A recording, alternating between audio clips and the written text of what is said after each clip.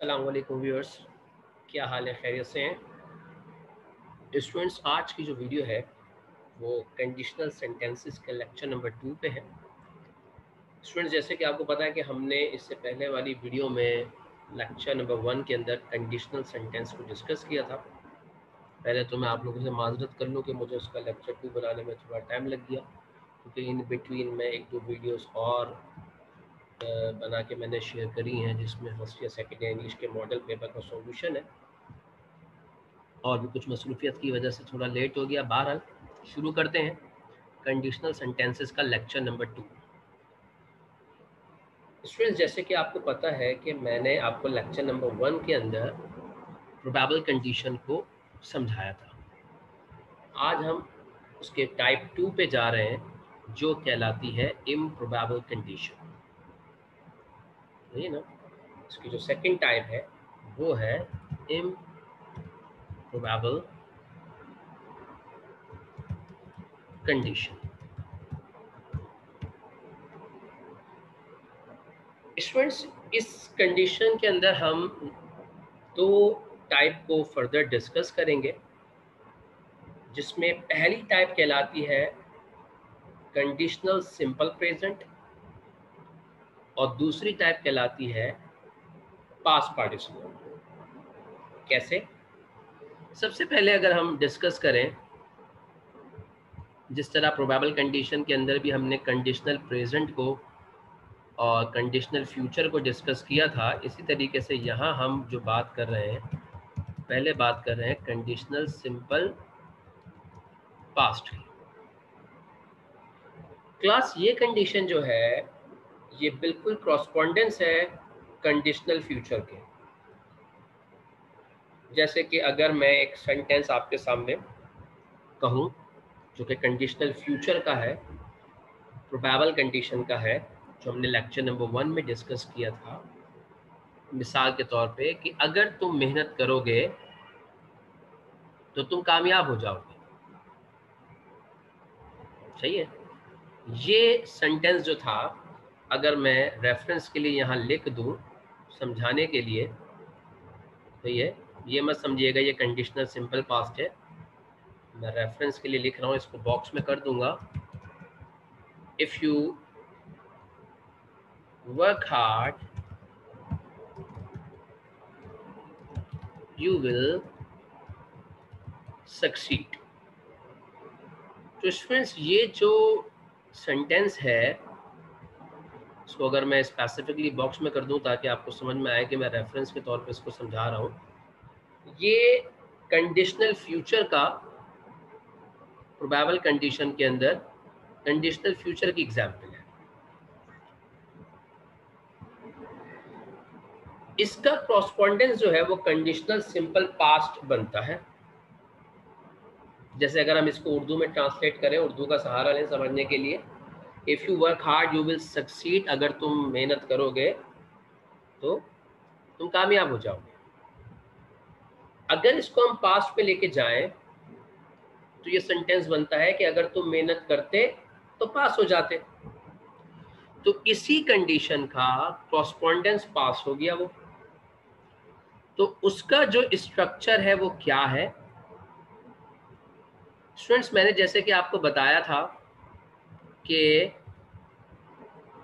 Conditional sentences के अंदर दो क्लॉज होते हैं। ब्रैकेट में बना रहा हूं ताकि आपको समझ में आए। Subject plus verb second plus object आए या एडवर्ब आए, जो भी आए,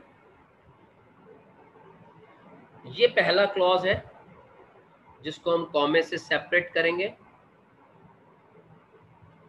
ये कहलाता है कंडीशनल क्लॉज। सही है? Dependent clause, subordinate clause.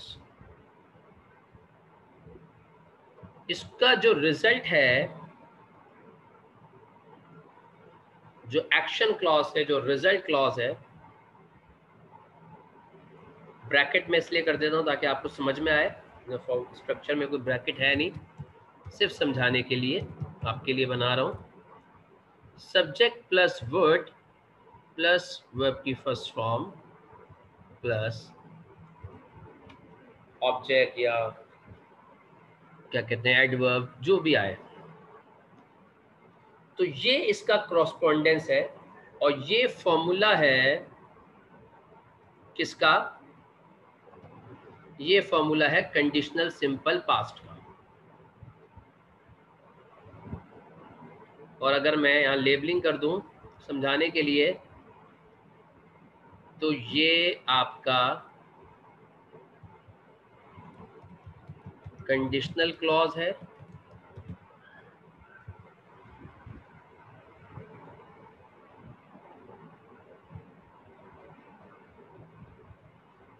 और ये आपका एक्शन क्लॉज। इसको बहुत सारे लोग रिजल्ट क्लॉज भी कहते हैं। तो स्टूडेंट्स, ये जो मैंने आपके सामने फॉर्मूला लिखा है, ये कंडीशनल सिंपल पास्ट का है, जो क्रॉसपोंडेंस है कंडीशनल सिंपल फ्यूचर का। इसकी ज़रा अगर हम एग्जाम्पल अगर आपके सामने देखें, ये मैं मिटा देता हूँ क्योंकि ये मैंने आपको सिर्फ समझाने के लिए लिखा था। इसकी एग्जाम्पल अगर हम आपके सामने देखें, बहुत सारे एग्जाम्पल हम बना सकते हैं। मैं उर्दू के सहारे से आपको समझाऊंगा कि इसकी उर्दू क्या है। जैसे if you caught the bus, catch की second form caught, if you caught the bus,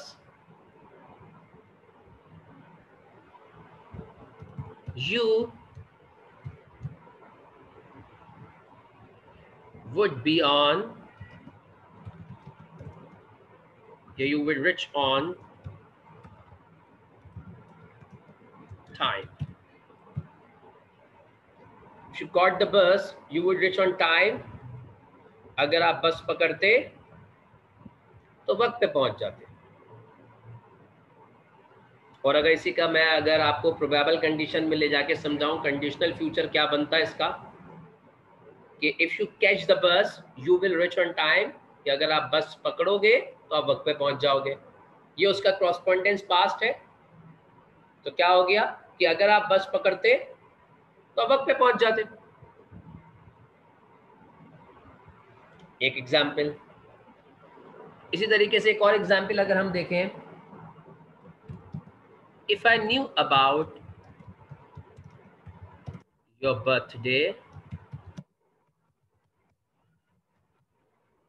या हम इसको करें if I knew about your accident, I would visit you. अगर मुझे तुम्हारे एक्सीडेंट के बारे में पता होता तो मैं तुमसे मिलने आ जाता, मिलने आता। दैट मीन्स कि मुझे तुम्हारे एक्सीडेंट के बारे में नहीं पता। इसी तरीके से अगर हम एक और एग्जाम्पल देखें, if she gave her email address, I would send her my CV, resume। अगर वो मुझे अपना ईमेल एड्रेस देती तो मैं CV मेल कर देता, CV सेंड कर देता। तीसरी एग्जाम्पल मैंने आपके सामने लिखी। अब सारी एग्जाम्पल में आप देख सकते हैं कि इफ क्लॉज जो कि कंडीशनल क्लॉज है, वहां वर्ब की सेकंड फॉर्म है जिसे हम पास्ट फॉर्म कहते हैं, और जो एक्शन क्लॉज जिसे हम रिजल्ट क्लॉज भी कहते हैं, वहां वुड के साथ वर्ब की फर्स्ट फॉर्म यूज की जा रही है और ये कॉरस्पॉन्डेंस टू कंडीशनल फ्यूचर जा रहा है। और अगर मैं आपको एक और एग्जाम्पल दूं, बनाने को तो बहुत सारी एग्जाम्पल है, कि if we drove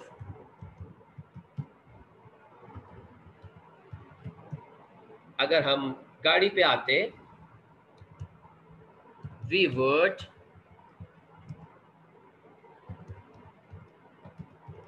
gate there faster, तो हम यहाँ जल्दी पहुंच जाते। अगर हम गाड़ी पे आते तो हम यहाँ जल्दी पहुंच जाते हैं। तो ये जो सेंटेंसेस हैं क्लास, ये आपके पास इम्प्रोबेबल कंडीशन में कंडीशनल सिंपल पास्ट में बन रहे हैं। इसकी 4 एग्जाम्पल मैंने आपके सामने लिखी है। वैसे इसकी और भी बहुत सारी एग्जाम्पल्स आपके जहनों में आ रही होगी जो बन सकती हैं। तो इम्प्रोबेबल कंडीशन के अंदर कंडीशनल सिंपल पास्ट की ये मैंने आपको एग्जाम्पल और उसका स्ट्रक्चर समझाया, और ये भी समझाया कि ये जो है कंडीशनल सिंपल पास्ट, ये कोरस्पॉन्डेंस टू कंडीशनल फ्यूचर है। अब इसके अंदर एक और भी टाइप आती है। स्पोकन इंग्लिश में बहुत सारे लोग इन दोनों टाइप में मिक्सचर कर देते हैं और समझने वाले को समझ में भी आ जाती है। लेकिन बहरहाल एक बात जहन में रखें स्टूडेंट्स कि एक चीज होती है पास्ट, एक और चीज होती है फर्दर पास्ट। जैसे कि मैं आपको बड़ा समझाऊं कि हम जब टेंसेस पढ़ते हैं तो हम पढ़ते हैं सिंपल पास्ट, जिसको पास्ट इंडेफिनिट भी कहा जाता है। फिर उसका फर्दर पास्ट जो हम बनाते हैं वो पास्ट परफेक्ट में बनाते हैं, पास्ट ऑफ द पास्ट, या फर्दर पास्ट कह लो या पास्ट ऑफ द पास्ट कह लो। तो इसका मतलब ये है कि टेंसेस में भी एक चीज़ मौजूद है, तो यहाँ भी ग्रामेटिकली उसमें डिफरेंस है, लेकिन नॉर्मली हम बना लेते हैं, लोग इसको सही भी एक्सेप्ट कर लेते हैं। मैं कहूँगा चलो अगर आपको बात समझ में आती है तो सही है, लेकिन अगर आप प्योर ग्रामर पढ़ने जा रहे हैं तो फिर आपको उसका डिफरेंस पता होना चाहिए। तो देखते हैं वो क्या चीज़ है। वो भी कंडीशनल के अंदर पास्ट पार्टिसिपल है, और आपको पता है कि जो वर्ब की थर्ड फॉर्म होती है उसे हम पास्ट पार्टिसिपल कहते हैं।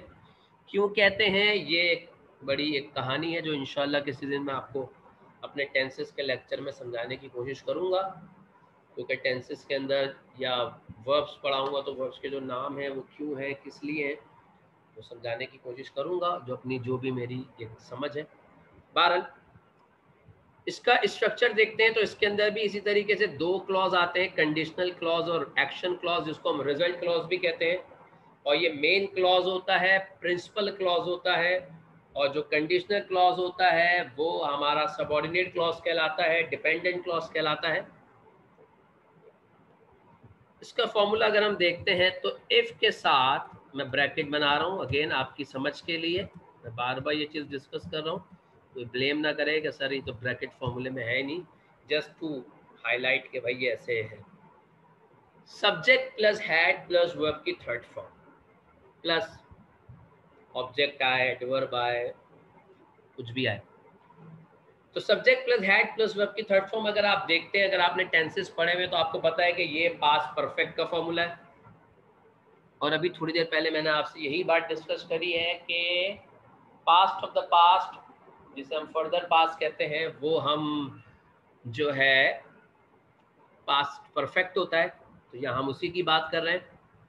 तो subject plus had plus verb की थर्ड फॉर्म अगर आप कंपेयर करें, मिलाएं कंडीशनल सिंपल पास्ट से, तो इफ क्लॉज के साथ जो सब्जेक्ट प्लस वर्ब की सेकंड फॉर्म लिखी हुई थी, ये पास्ट इंडेफिनिट का फॉर्मूला है, और जो नीचे कंडीशनल पास्ट पार्टिसिपल में मैंने लिखा है वो पास्ट परफेक्ट का फॉर्मूला है। अब आते हैं रिजल्ट क्लॉज में, तो रिजल्ट क्लॉज में would plus have plus verb की थर्ड फॉर्म। तो ऊपर से अगर आप कंपेयर करें तो वहां वुड प्लस वर्ब की फर्स्ट फॉर्म था कंडीशनल सिंपल पास्ट में, और यहाँ जो है would plus have plus verb की थर्ड फॉर्म। अगेन अगर लेबलिंग कर दूं आपकी समझ के लिए, वैसे तो आपको समझ में आ गया कि किसको कौन सा क्लॉज कहते हैं, लेकिन बहरहाल ये आपका कंडीशनल क्लॉज है और ये आपका एक्शन या रिजल्ट क्लॉज। क्लॉज लिखने की जरूरत नहीं, आपको पता ही। इसको हम मेन क्लॉज भी कहते हैं, एक्शन रिजल्ट क्लॉज को, और कंडीशनल क्लॉज को हम डिपेंडेंट क्लॉज भी कहते हैं। ये इसका हमने एक फॉर्मूला आपके सामने लिख दिया। अब आप समझ लेते हैं क्लास के भाई ये क्या चीज है। तो यकीनन पास्ट ऑफ द पास्ट, पहले वाला सेंटेंस जैसे अगर हम ऊपर एग्जाम्पल देखें तो लिखा था कि if you caught the bus you would reach on time. अगर आप बस पकड़ते तो टाइम पे पहुंच जाते।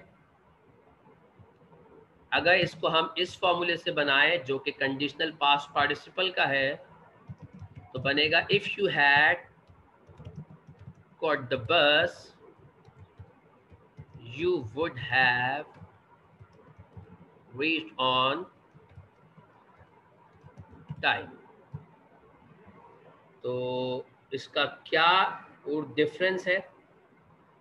अपेरेंटली देखने में तो आपको फर्क समझ में आ रहा है कि ये पास्ट ऑफ द पास्ट में बना हुआ है, लेकिन अगर हम उर्दू से समझेंगे भाई हमें इस ट्रांसलेशन इस जुमले को कहाँ अपनी स्पीकिंग इंग्लिश में यूज करना चाहिए, तो हम इसको ऐसे कह सकते हैं कि अगर तुम बस पकड़ चुके होते तो टाइम पे पहुंच चुके होते, या अगर तुम बस पकड़ लेते तो तुम टाइम पे पहुंच चुके होते। मतलब ये फर्दर पास की बात हुई। इसी तरीके से अगर ये वाली एग्जांपल जो मैंने आपके सामने लिखी, if I knew about your accident,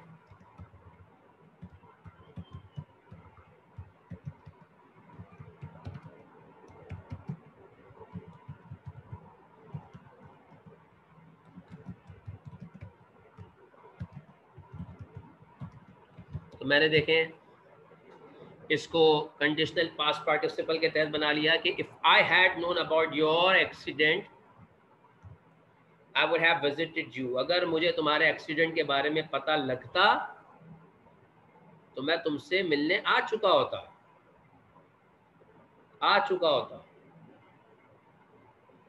इसी तरीके से इसने देखें कि if she had given her email address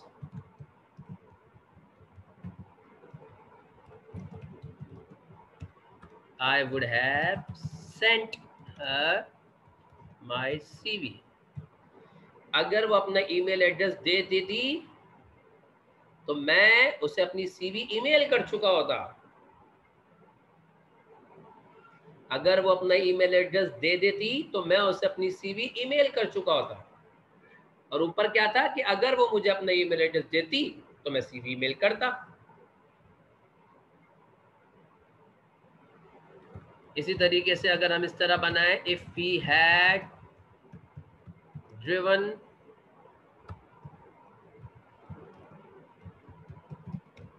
we would have got there faster। अगर हम गाड़ी पे आते तो हम यहाँ बहुत जल्दी पहुंच चुके होते। तो स्टूडेंट्स ये एक डिफरेंस है कंडीशनल सिंपल पास और कंडीशनल पास पार्टिसिपल। ग्रामेटिकली एक डिफरेंस है, स्ट्रक्चर बिल्कुल अलग है और यूज भी अलग है, लेकिन बहरहाल हम स्पीकिंग इंग्लिश में बहुत सारा इतना पास फर्दर पास का ख्याल नहीं रख पाते, लेकिन डेफिनेट सी बात है अगर हम कुछ लिखते हैं तो हम इन चीज़ों को बहुत मद्देनज़र रखते हैं। ख़ास तौर पर जितने भी राइटर हैं जिन्होंने किताबें लिखते हैं तो इन चीज़ों को बहुत मद्देनज़र रखते हुए चीज़ों को लिखते हैं, क्योंकि हर चीज़ का एक अपना यूज़ है। स्पोकन इंग्लिश में ज़्यादातर लोग जो है आसानी की तरफ जाते हैं कि इजी स्ट्रक्चर के ज़रिए चीज़ों को सिंप्लीफाइड करके हम बोल सकें। सही है, हम उससे बुरा नहीं कह सकते, गलत नहीं कह सकते इन दैट सेंस के, क्योंकि हमें बात समझ में आ रही होती है कि वो क्या कहना चाह रहे हैं। तो बहरहाल ये एक डिफरेंस है पास्ट और फर्दर पास्ट का या पास्ट ऑफ द पास्ट का। तो इम्प्रोबेबल कंडीशन के अंदर ये दो चीज़ें आती हैं। इसी में एक और भी स्ट्रक्चर है, क्योंकि हम कभी कभी हमसे लोग सवाल पूछते हैं क्या हैड से भी कोई कंडीशनल सेंटेंस बनता है, मतलब विदाउट इफ, बल्कि इफ की जगह हैड लगा दें तो कोई कंडीशनल सेंटेंसेस बनता है। बहुत सारे लोग हमसे सवाल पूछते हैं, तो इसका जवाब है बिल्कुल बनता है। और वो क्या चीज़ होती है मैं आपको बताता हूँ। मैं ऊपर वाली चीज़ों को रिमूव कर देता हूँ, अगर आपने लिखना है तो आप इसे नोट डाउन कर सकते हैं वीडियो रोक के।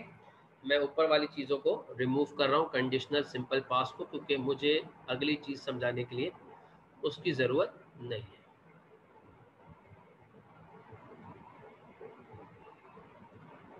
अच्छा, अब एक और कंडीशन है जो इसी के अंदर है, मतलब अलग से नहीं है, इसी की एक अंदर वेरिएशन है, उसे हम कहते हैं एम्फैटिक, मोर एम्फैटिक। मतलब अगर हमने किसी चीज पे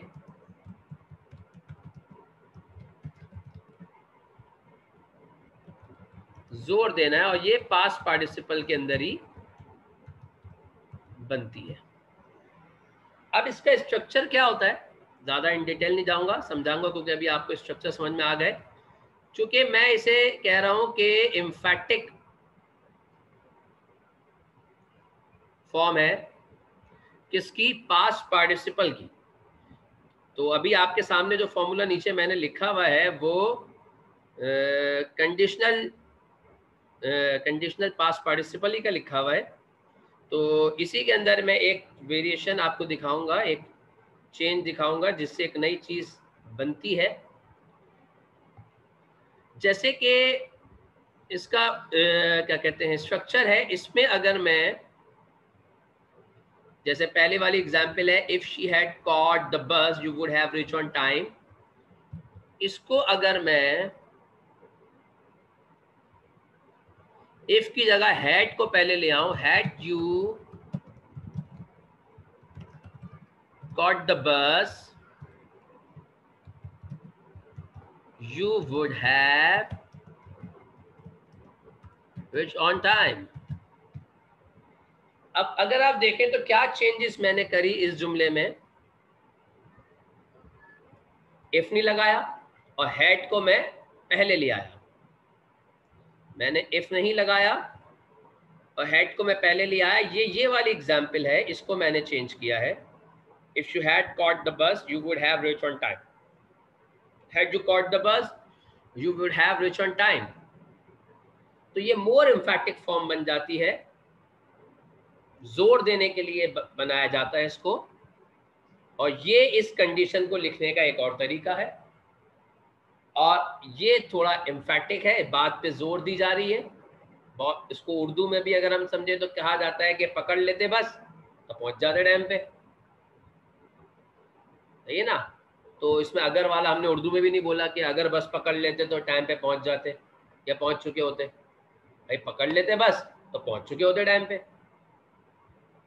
तो ये हम उर्दू में इस तरीके से सेंटेंसेस बोलते हैं, तो ये इंग्लिश में इस तरह लिखा गया। अगर देखा जाए तो बेसिकली इसका मकसद है कि एम्फैटिक, मोर एम्फैटिक फॉर्म है ये, आपने इसमें जोर देना है और इसके अंदर इफ यूज नहीं करना है, हैड को पहले यूज करना है। अब यहाँ बड़े लोग सवाल पूछते हैं कि सर आपने हेल्पिंग वर्ब पहले लगा दिया तो ये इंट्रोगेटिव सेंटेंसेस बन गया, क्वेश्चन मार्क तो आ नहीं रहा। तो भाई इसका बड़ा सिंपल सा आंसर है कि इंट्रोगेटिव, नेगेटिव, ये जो भी सेंटेंस बनते हैं ये प्रिंसिपल क्लॉज में बनते हैं, मेन क्लॉज में बनते हैं, एक्शन क्लॉज में बनते हैं, रिजल्ट क्लॉज में बनते हैं। जो आपका सबऑर्डिनेट क्लॉज होता है, डिपेंडेंट क्लॉज होता है, इसके अंदर नहीं बनते। तो ये इंट्रोगेटिव सेंटेंस नहीं है, ये लिखने का एक तरीकाकार है। अगर इसी तरीके से इसको हम थोड़ा सा इसी नीचे दी हुई एग्जाम्पलों को और हम जरा एक्सप्लेन करें तो बन जाएगा भाई, जैसे had she given her email address I would have sent her my CV। दे दी थी ईमेल एड्रेस तो कर चुके होते सीवी ईमेल। तो ये इसी टाइप को मैंने, इसी एग्जाम्पल को जो नीचे लिखी हुई है, मैंने उसको एक और तरीके से आपके सामने लिख के दिखाया। ये वाली एग्जाम्पल को मोर एम्फैटिक फॉर्म क्या बनी, इफ हटा दिया, हैड को हम पहले ले गए। तो स्टूडेंट्स ये एक एग्जाम्पल है आपके सामने, ये more emphatic form of past participle है। फॉर्मूले में कोई ज़्यादा बड़ी तब्दीली नहीं है, इफ को रिमूव किया है और हैड को पहले लगा दिया है। लेकिन हैड को पहले लगाने से ये कतई मतलब नहीं है कि आपका सेंटेंस जो है वो इंट्रोगेटिव हो गया, नहीं, सेंटेंस आपका बिल्कुल उसी कंडीशन में है। बस एम्फसाइज करने के लिए, जोर देने के लिए ये स्ट्रक्चर बना है। और अगर कोई आपसे सवाल पूछे कि हैड के साथ भी कंडीशनल सेंटेंसेस बनते हैं तो भैया आप उनको ये एग्जाम्पल दे के समझा सकते हैं कैसे बनते हैं। तो स्टूडेंट्स हमने टाइप नंबर 1 प्रोबेबल और इम्प्रोबेबल कंडीशन को डिस्कस कर लिया। लेक्चर 1 में हमने प्रोबेबल को किया, लेक्चर 2 में इम्प्रोबेबल को किया। इंशाल्लाह अब हम हाइपोथेटिकल कंडीशन की तरफ अगले लेक्चर 3 में जाएंगे। उसके साथ साथ ग्रामर के और टॉपिक भी मैं इंशाल्लाह ताला आहिस्ता आहिस्ता कवर करूँगा, डायरेक्ट इनडायरेक्ट कवर करूँगा, preposition, articles, tenses Aahista Aahista, ताकि जो भी है, जो भी बच्चा मेरे चैनल पे आ रहा है, जो भी स्टूडेंट्स मेरे चैनल पे आ रहे हैं, उनको चीज़ें मिल सकें। आहिस्ता आहिस्ता काम कर पा रहा हूँ मसरूफियत की वजह से, या ये कह लें कि एक रिदम नहीं मेंटेन हो रहा, पर रिदम मेंटेन हो गया तो इंशाल्लाह फिर रोज़ मुलाकात हुआ करेगी। पढ़ाने के अलावा भी कुछ ऐसे टॉपिक्स हैं अखलाकियात पे मबनी, उस पर भी इंशाल्लाह डिस्कस करते रहेंगे। आप सब लोगों का बहुत बहुत शुक्रिया, जो लोग मेरे चैनल पे आ रहे हैं, सब्सक्राइब कर रहे हैं, वीडियो देख रहे हैं, आप सबका बेहद शुक्रिया। चैनल को देखते रहें, वीडियोस को देखें, लाइक करें, कमेंट करें, सब्सक्राइब करें, लोगों के साथ शेयर करें, ताकि मेरा चैनल भी जल्दी जल्दी ग्रो हो और मैं भी जो हूँ थोड़ा डॉलर शॉलर कमाने की पोजीशन में आ जाऊँ। बहरहाल पैसे आते हुए किसी को बुरे नहीं लगते, लेकिन साथ साथ इंशाल्लाह ताला कोशिश होगी आपको बड़ी अच्छी इन्फॉर्मेशन दे सकूं। तो अपनी राय का इजहार ज़रूर कीजिएगा। Thank you so much. इंशाल्लाह बहुत जल्द मुलाकात होगी आपके साथ अगले लेक्चर में। अल्लाह हाफिज़।